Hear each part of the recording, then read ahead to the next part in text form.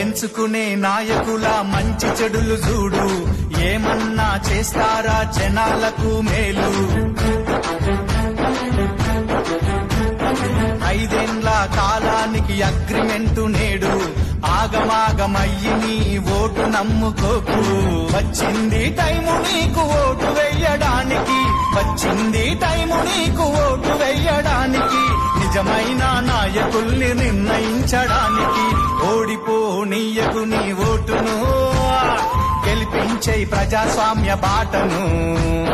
గట్టిగా పోనీయకు నీ ఓటును, పోదాం పద పోలింగు